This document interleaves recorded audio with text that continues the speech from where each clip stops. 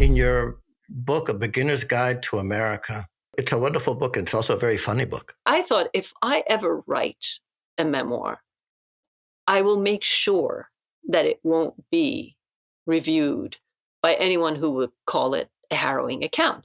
No matter how miserable our circumstances as human beings are, there's always life, that there's always humor, there's always beauty, there's always creativity. Join us for Straight Ahead, the Omni-American Podcast.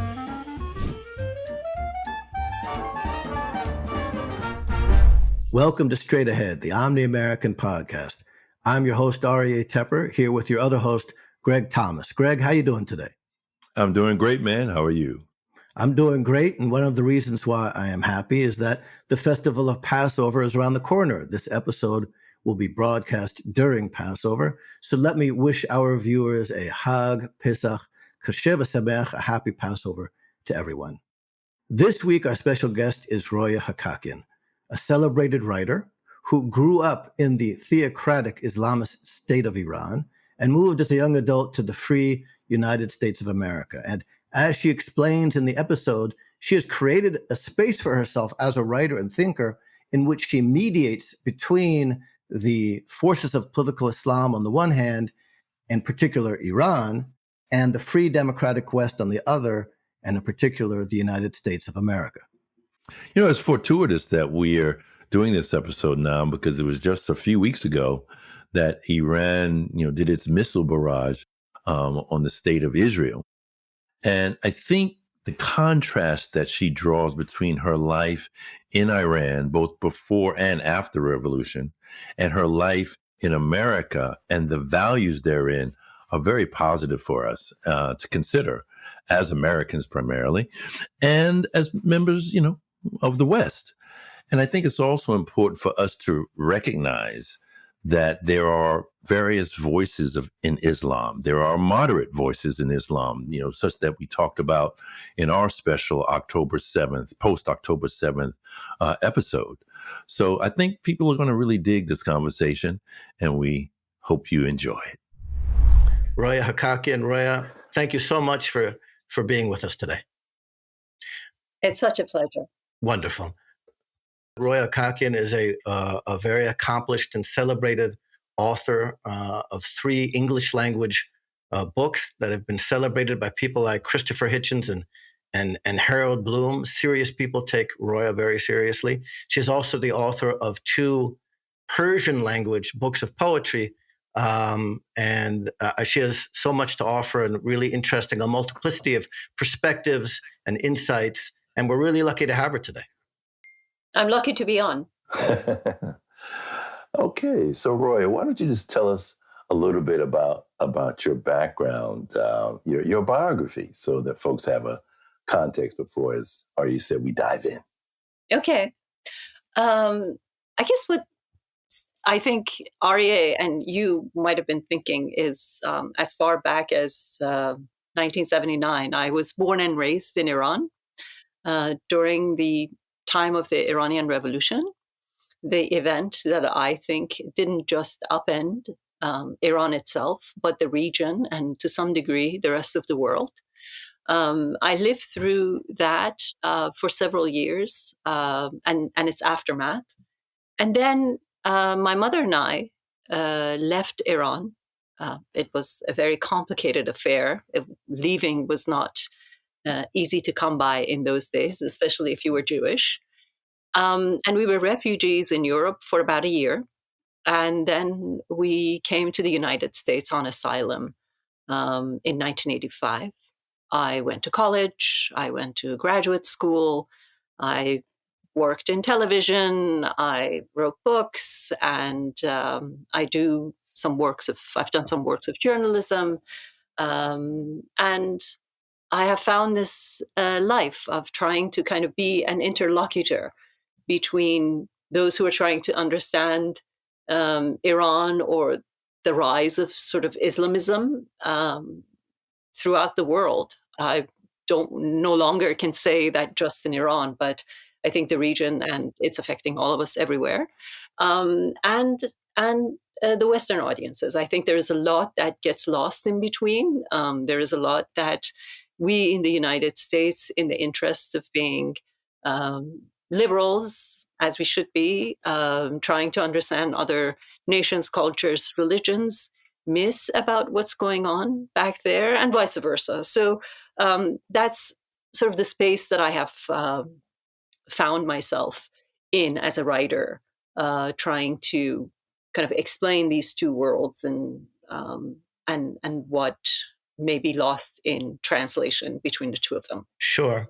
And I think to do justice to your unique perspective or your unique multiplicity of perspectives. So in your book, A Beginner's Guide to America, you wonderfully contrast from the immigrant's perspective, the colorful, multicultural reality that you met in the United States, as opposed to this monochrome reality that you knew back in Iran. So could you perhaps expand upon that? I think it helps Americans better to understand America and gives us a glimpse of Iran as well. I'm glad you begin there, because it is one of the most staggering and stunning gifts of being in America that almost very few people, almost no one who's been born and raised here understand to the degree that they need to. We live in a kaleidoscopic world of races, colors, cultures, religions. And I remember I was 14 or 15. It was after the Iranian Revolution. And I had a cousin who worked at the Embassy of Tanzania in Tehran. And she invited me to an evening event at the Tanzanian government's embassy in Tehran. And I went there, and for the first time, it's embarrassing to say, for the first time, I was seeing Africans. I had never seen people with dark skin. And I walked in, and I used to think how hip I was, how cultured and well-read and all those things. And here I was, walking into this embassy thinking, oh my God, who are these people and why do they look so different? And it was one of the most memorable, but also stunning evenings in my life, because I realized how much I hadn't seen and how much more there was to see that I wasn't exposed to. So going back to America, I mean, the diversity, and I'm not talking about, the sort of, the word diversity gets thrown around these days a lot. Right.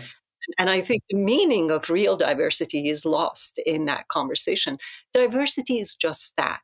The idea that you walk on the same block, on the same sidewalk, and people from, Asia and India and Japan and, China and, Kenya, all these people are passing you by and you don't even notice, because that's expected, because that's the society you're living in. And I think that's one of the amazing beauties about the American society that people take for granted.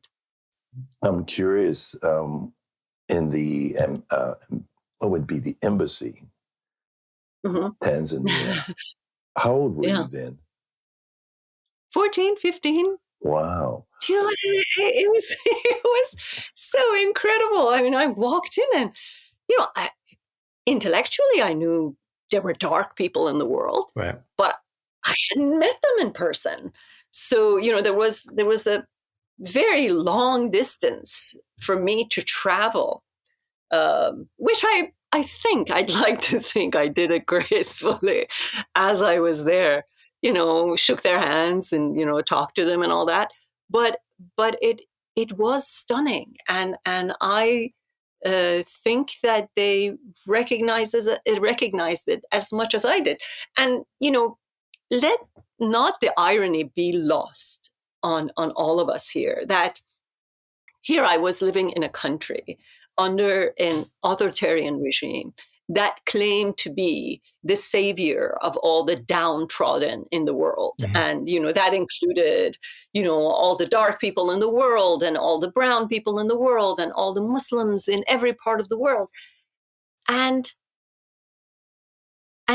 it, by virtue of its singular racial makeup within the society, we probably had no idea, or the regime itself had no idea what it meant to be, a savior or a force behind saving or helping all of these other cultures. And I think one of the things that really prove that how in some ways racist the Iranian regime was the fact that when the Afghans started fleeing into Iran, trying to get away from the Taliban, they received the worst treatment that any group was possibly exposed to in Iran, to a degree that I think, because so much else was happening in Iran, it was a crimes against humanity that we just didn't have the bandwidth to pay attention to. But the Afghans, even the ones who were born in Iran, could never have citizenship. They were totally mistreated, never were able to receive work permits in Iran. It was awful. So, I want to go back to the topic of our conversation, but it is just ironic how so many of these authoritarian regimes claim to be the bastion of understanding or, collectivity of multiracial groups from, countries with less power in the world. And they are the very ones that are actually far less exposed to other cultures or are aware of them. Well, I think that fits in wonderfully with our conversation. And I just real quickly, I think you said something that might be a surprise and should be clarified, which is that the Iranian regime presents itself as the savior and defender of the weak and oppressed. That's its rhetoric. That's how it asserts itself. At the same time, you're saying they don't have the cultural resources from within to actually understand other cultures and other peoples to begin to save them. They're very, it's like a kind of great state autism. I don't know if they're a great state, but it's kind of an autism. They project their own experience onto others.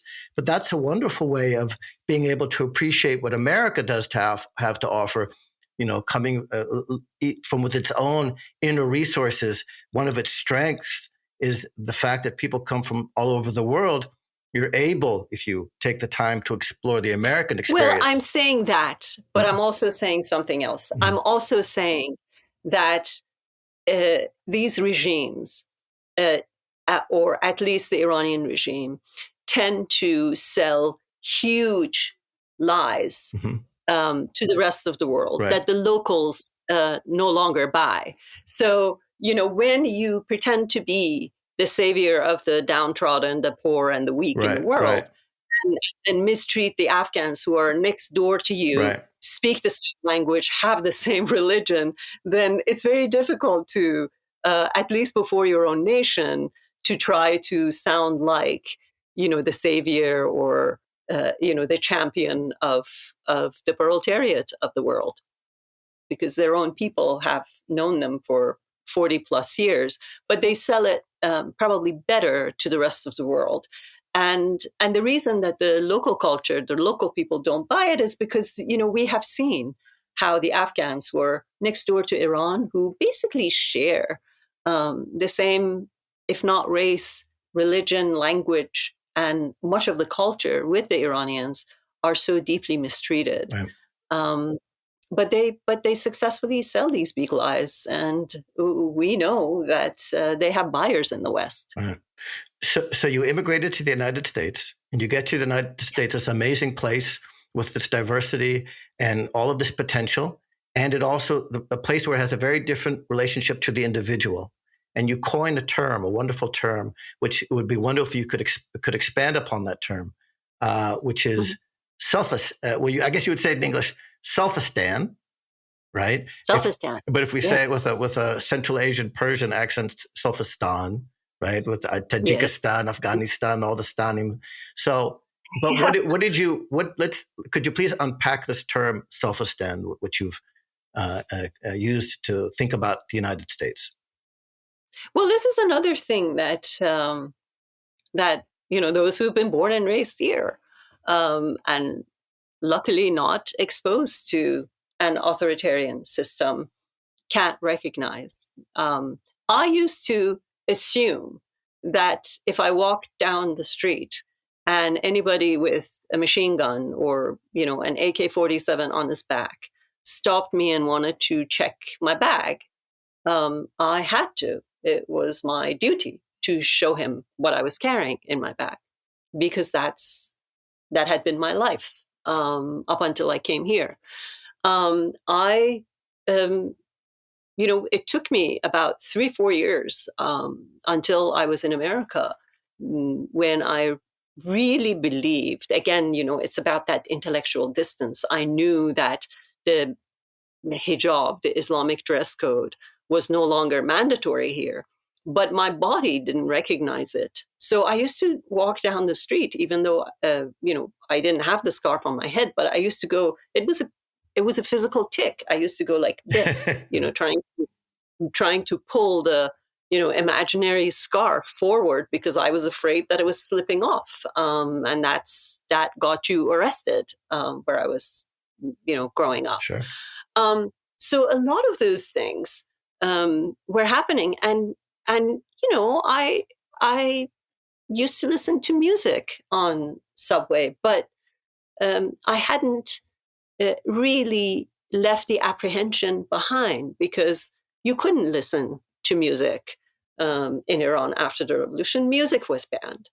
So it is, again, not that I was not aware where I was. It was not that I didn't know that I had the right to listen to what I wanted. It was not that I had the right to dress as I wished. It was not that, nobody had the right to just ask me without a search warrant to, come into my apartment or check my bag. But because that was so deeply seated in my prior experience, it took me physically some years to be able to not turn around and check who was walking behind. So what I really tried to do in the book, and I hope I've succeeded. It's a wonderful book, and it's also a very funny book.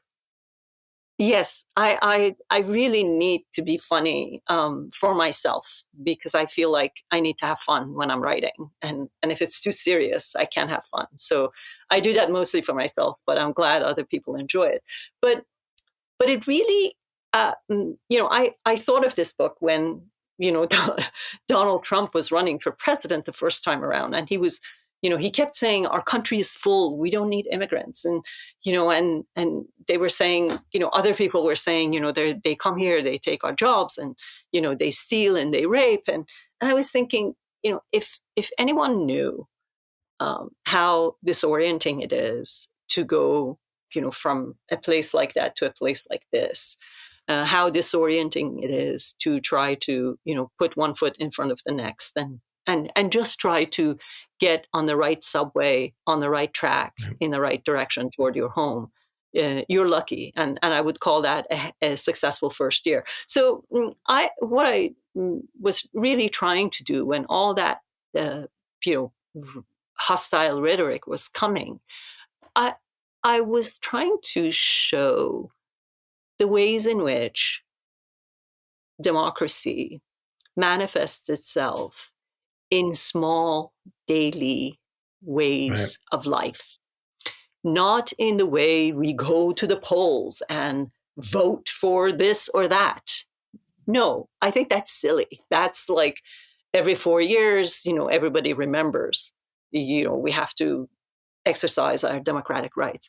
But there is a way in which democracy has a daily presence in our lives And that daily presence makes life so easy, so pleasant, so, so something that we can wake up and look forward to living, right?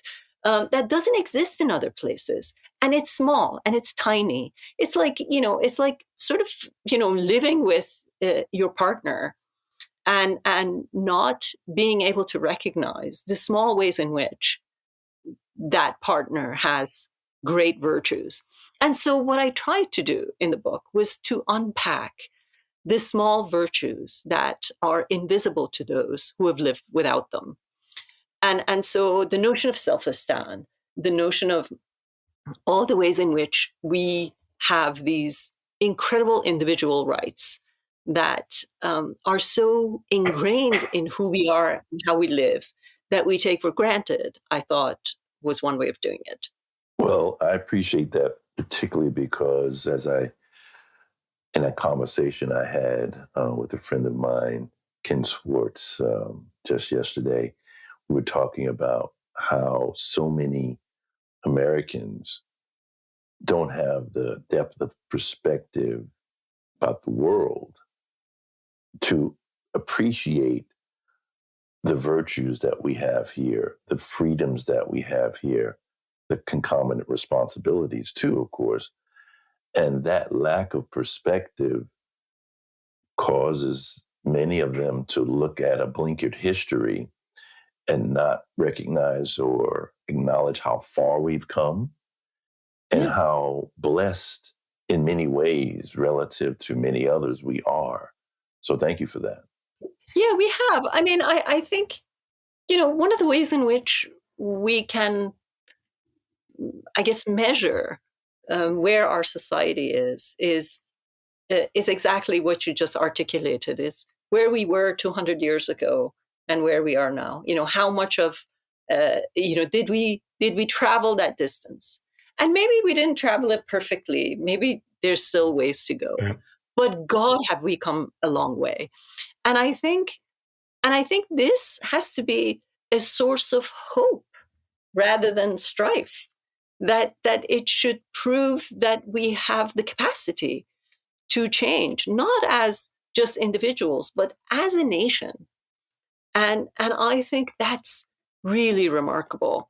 And that's so much what, doesn't exist in other places. The notion of a certain national flexibility that Americans have exercised to get to the place is a great deal. And that's much of, I think, what people who keep being, profoundly unhappy with the way things are missing about, first of all, the way the rest of the world is working. But secondly, the beautiful distance that we have come, which should be a real source of pride rather than misery. Absolutely. So when you're thinking about Iran and comparing it to the United States and the various ways in which democracy is felt day in and day out, if you had to explain to an Iranian who had never been to the United States, okay, here's a small thing that really captures the wonderful daily experience of democracy, is there something what would you share to try to explain it, to bring it down to earth? Mm-hmm. So, I've now spent most of my life in the United States, and, when I think back to Iran, to the first 18 years, it's much of it is about memory, yes, but a lot of it is transcends Iran. It's the issue of, what it was like to live under an undemocratic and totalitarian system, or we should say authoritarian system. But so, the best example, and perhaps this is what you're thinking already, was that when I had a friend who had just come from Iran, and she had come to do a 3-month rotation. She was a doctor at Yale as a medical resident, and she had never been outside of Iran, and she had never been to the United States, and so it was a Sunday, and we were trying to figure out what to do. And I think I had bought a sweatshirt from the Gap. Right. And I said, I don't like it. It's sort of itchy. Let's go return it. And she said, What? I said, I've worn it for a week or two. It's really not as comfortable as I had hoped. We're going to return it. And she was petrified. Petrified. So the idea that we can take something back, right. It sounds banal to every American, but my God, where else in the world can you return stuff? Nowhere. And the reason you can do that is because of consumer rights. Does anyone notice? Does anyone know that almost nowhere else in the world, and I'm including Europe, you can't walk into a store as, self-righteously as we do as Americans, and, just to throw the stuff on there and say, here's a receipt, take it back. And they do. And it's incredible. But these are not just there because, they want us to buy more. Yes, they want us to buy more. But they're there because we have consumer rights. And consumer rights comes from, ultimately, the notion, the foundation of a society that is built on a self-esteem that recognizes individual, that recognizes that we have rights, and those rights are what builds sort of the fabric of the society. So this was one of the examples that I thought I should put in the book. No, it's great. By the way, when I first moved to Israel, I encountered far more ornery store proprietors than I ever had in my life growing up in the United States. And this was they had grown up in societies. Oftentimes, they've been authoritarian societies. I think that, and the whole idea of the consumer is always right. In back then, it's changed since, but it was definitely a foreign concept. And you would complain to something to the store owner, and they're basically the response was, "What do you want from me? That's your problem." That was what you would get. That was the kind of Middle Eastern reception. Greg, go ahead. So, Roya, you signed a letter in 2020, the Harpers magazine letter, to some infamous letter on justice and open debate. I'd like to ask you why you signed that letter, but I'd like to start with just sharing a brief excerpt from that letter so people who are not aware or don't remember the contents of the letter and why it was so controversial have a context and background. So this was published July 7, 2020, a letter on justice and open debate signed by yourself and many others. First paragraph, a quick excerpt, it starts, "Our cultural institutions are facing a moment of trial. Powerful protests for racial and social justice are leading to overdue demands for police reform, along with wider calls for greater equality and inclusion across our society, not least in higher education, journalism, philanthropy, and the arts.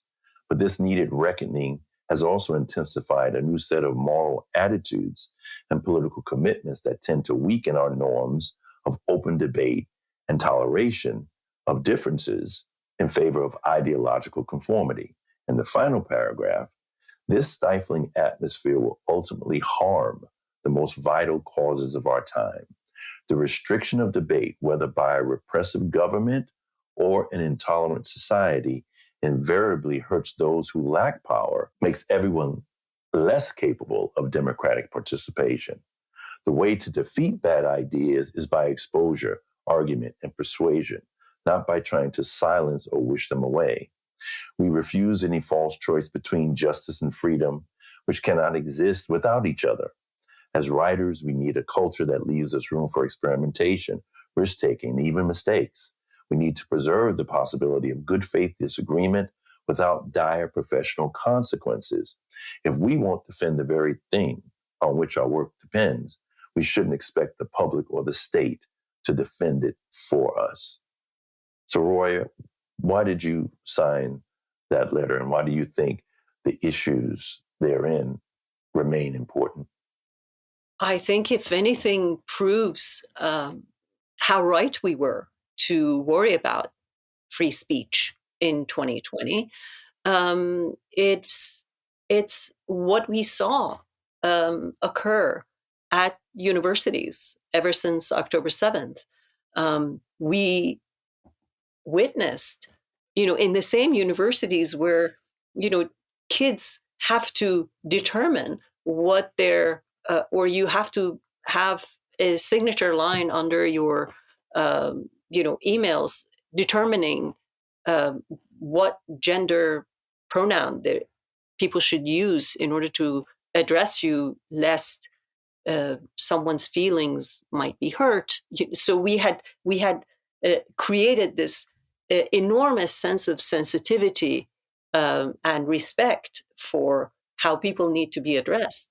That on the same campuses, in the same era, when they were calling for the annihilation of the Jewish state, or harassing Jewish students to the degree that they couldn't leave, certain spaces in which they felt safe. No one could really take a resolute stand against the latter. So it seemed to me back then that we were going overboard, and it wasn't just overboard, that we were creating, in the name of justice and equality, we were creating new dogmas. And maybe if I hadn't lived under, again, authoritarianism, because you have to remember, I lived through a time when everything was relabeled and redefined, right? So I had lived in a secular society that immediately became religious. I had lived in a society that had a king as its leader, and then that society suddenly had a theocrat as its leader. There were grand transformation, and so while the previous system had seemed to have things wrong with it, the new system was using those injustices to define its own new dogmas, right? So, there had been, the king shouldn't have been so affluent, or, shouldn't have lived that opulent life that he had lived. And, there was too much wealth that he had amassed for himself. And, the rest of the nation, the poor classes, should have been doing better. All those things were true to one degree or another, but we use those to create, or the regime used those to create new dogmas, which meant that, which ultimately imposed a great deal of repressive measures on the society. Let me also say this, because I think this is a timely lesson, perhaps.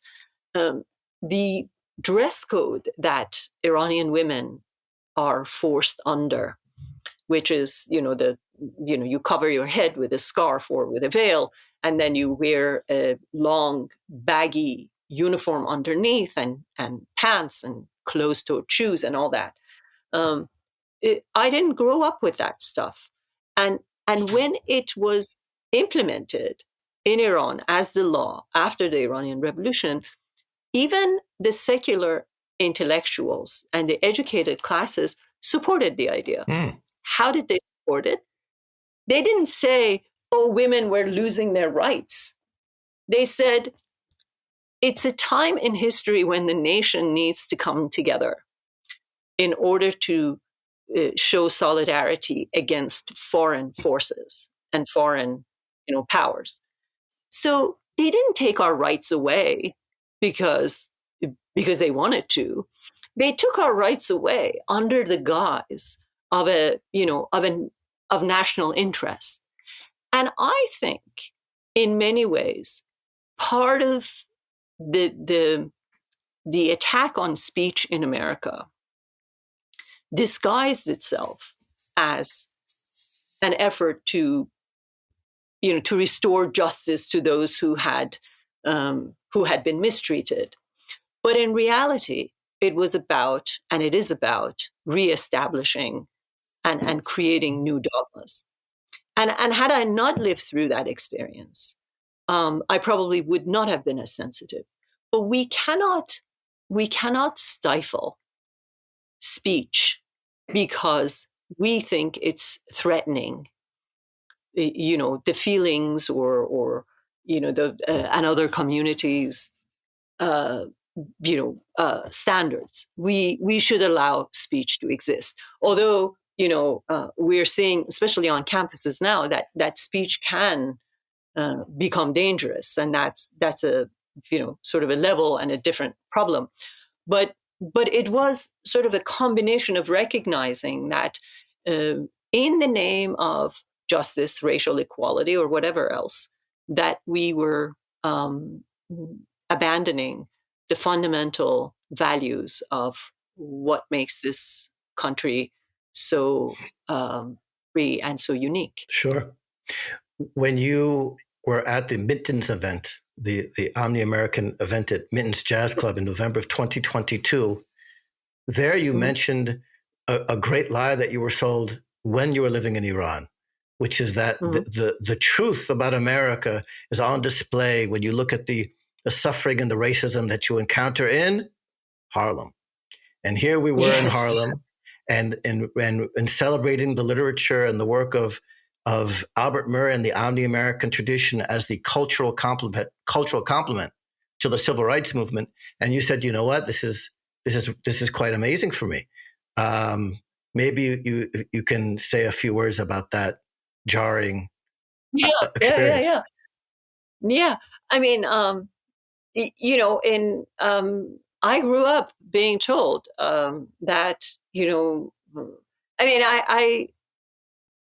the civil rights movement had been a very formative piece of history, even when I was, for several reasons. One, because, I thought of myself as a revolutionary kid, but also because the regime was constantly telling us how cruel America was to African Americans, and how America was continuing to mistreat them, and how miserable they were, and how Harlem was precisely the place that you would walk into and see all those injustices right before your eyes. So when I first came, the first thing I did was, or among the first things I did, was to go to Harlem. And, I ended up, because I didn't have a car, I ended up taking the subway to 125th Street. Right. And I thought, oh my God, I want to live here. It was exactly like what I had left behind and I was missing about Tehran, about where I grew up. It was lively. It was, people were out. They were, they were coming and going. And I'm sure there was a lot of misery somewhere, as there are a lot of misery in a lot of neighborhoods. But it wasn't that monochromatic image that I had, that the regime had tried to inculcate in us, and it was the same thing with every Iranian writer or intellectual who came to visit the United States. And I happened to, be hosting him or her, and they would say, "Let's go see Harlem, see, the atrocities that they have committed." Of course, they've, terrible things have happened. I don't think we need to go through that. But I think the important thing is that there's also so much life, so much culture, so much beauty that also came out of that same space. That life wasn't frozen in a moment of misery. That so much else was simultaneously happening, or else. We wouldn't be as a nation where we are today. We wouldn't have, this great mix of successes and failures as we're having on all levels. And so I think it was really stunning, both for me to discover in some ways how we had been hoodwinked into thinking that, whatever oppression that, Harlem had experienced, African Americans in America had experienced, had completely ruined them, right? Right. I think the beauty of the discovery was to see that no, they had suffered, but they had overcome.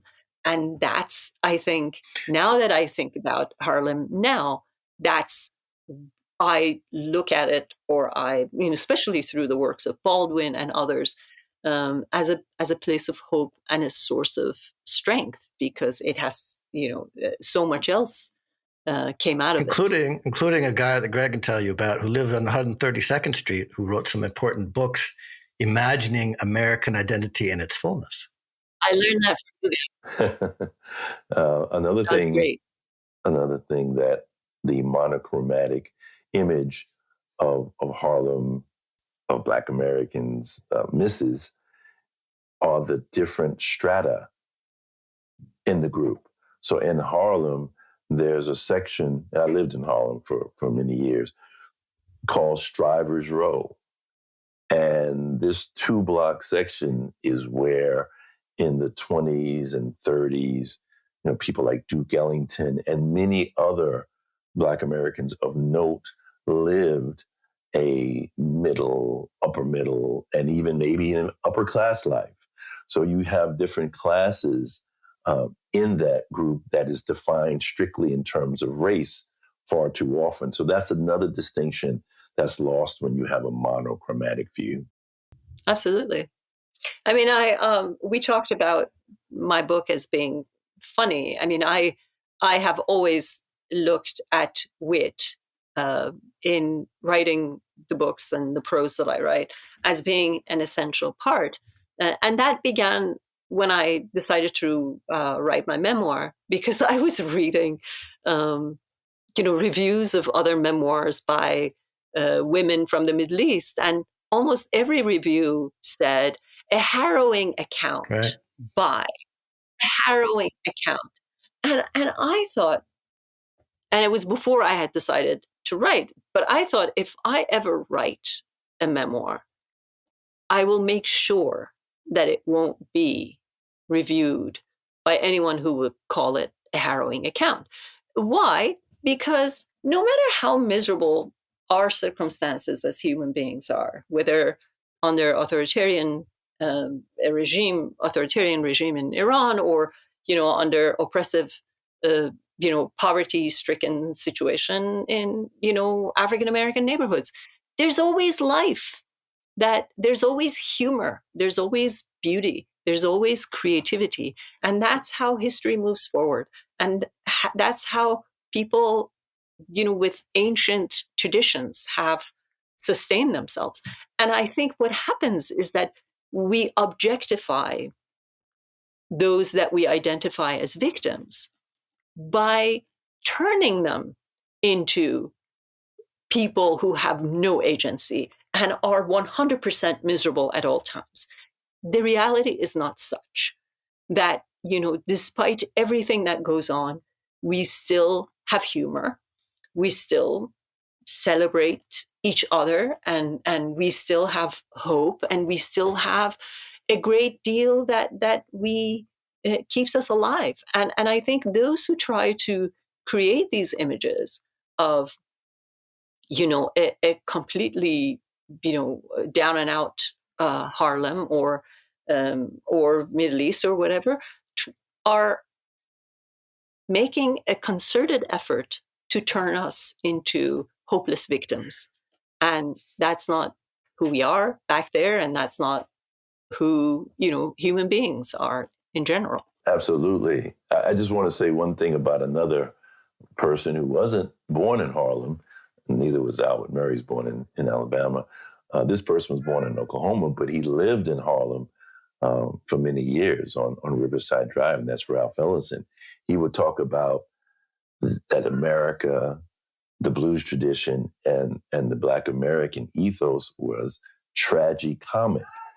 that there's always a comedic humor dimension to life that's presented within the culture itself, and is so essential because it brings some light in the midst of darkness.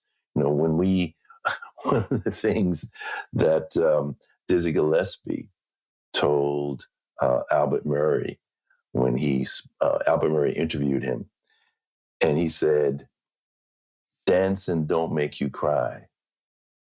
Neither does humor. When you're laughing, you're not going to be crying at the same time, So I really appreciate that dimension of your perspective.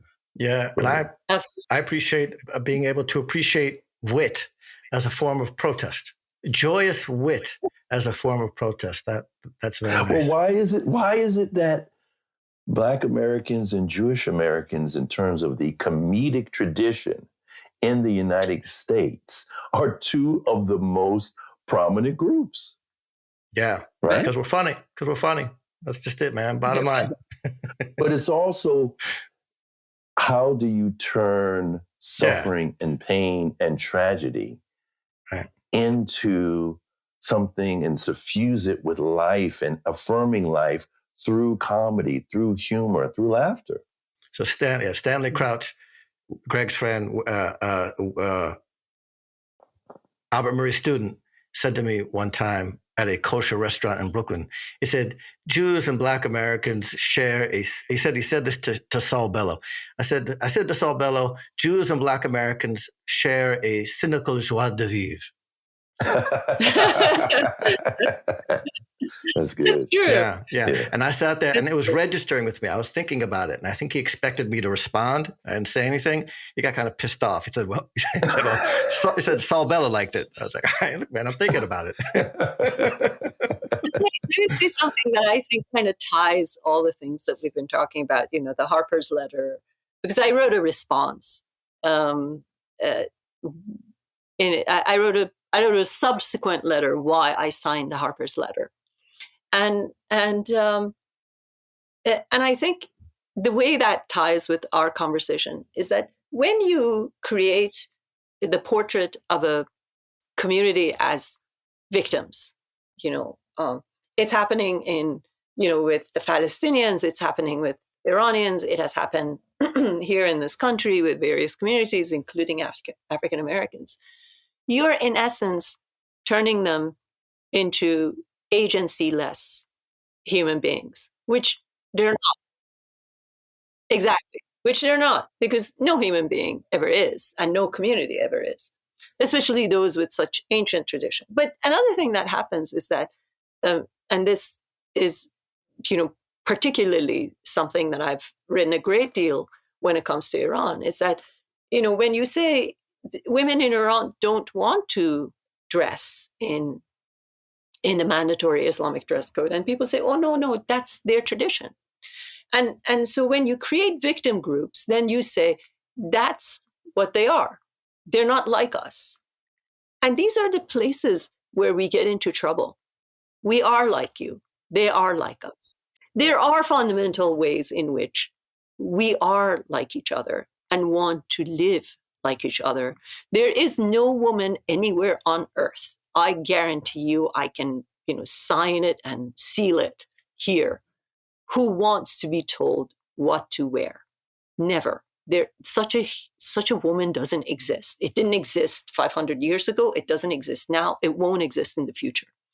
So there are ways in which we allow these images of victim communities to give us a pass at looking at how we have failed at implementing certain universal values and rights. And I think this is what I was arguing in the Harpers Letter, that we need America to function as America, because America gives the rest of the world, and I can tell you it gives Iranians who are fighting for their freedoms in Iran a place of hope, something to look forward to. They want to have the rights that we have. And yes, they have a different tradition, they have different language, they have a different culture. But creating communities that you label as different or as victim then allows you to say that they are different and they need to be where they are, or they need to function within their own, realm and value system. And that gives us a pass, or absolves us of the universal responsibilities that we need to exercise in order to assure certain universal values and principles belong to everybody. I don't know if that made sense. Oh, sure. It definitely makes sense. I just wonder, I could imagine there would be some, and you did, I think, respond to this, but there would be some who would say, well, when you talk about universal values, that's a cover for Western values. And there are certain societies, traditional societies, where, for example, the women, they dress in certain traditional garb, not just Muslim. I mean, if you look at traditional garb in other places, Africa, for example. In Jewish, Orthodox Jewish communities. Right. So what would you say in response to that particular point or critique, Roya? It's a great question. Yeah. And I've thought about this, and I have a great answer, I think. Okay. Where do Western values begin? In other words, is there a time when those values became exclusively Western without the precedence of every invention and every cultural contribution that had come before it? I mean, can we say that, Enlightenment came out of Europe without anything that had come before it? No, we are interconnected. We're interrelated. Everything that we have ever arrived at, we have arrived at them because of all the small inventions, accomplishments, achievements that came from all different parts of the world to bring us to that moment. And, it's interesting. I begin the letter that is my defense of the Harpers Letter by quoting an Iranian master filmmaker, Abbas Kiarostami, who was a grand, filmmaker of the 90s, 80s, and 90s. And I was with him on stage at one of his screenings, and an audience member asked him, "Why did you use Bach, the music of Bach, in your film, which takes place in a village in northern Iran? Bach is Western music." And he said, I was translating for him, and he said, "Bach may have been born in the West, but it belongs to everybody now." So it's silly to think that just because, paper began in Egypt, but we all use it, the postal service began in Iran, but, the world has a postal service. We all have contributed to the place where, the cultures, the achievements, and the ideas that have come into being. And therefore I don't see anything as exclusively Western. They belong to humanity. And if they're good ideas, they should be upheld by all of us. Right. And that's a huge point. If they're good ideas, that can be investigated extensively. And it's a huge question that can be thought about in depth. And it's a nice way to end this conversation. Oh, no. I was just getting started.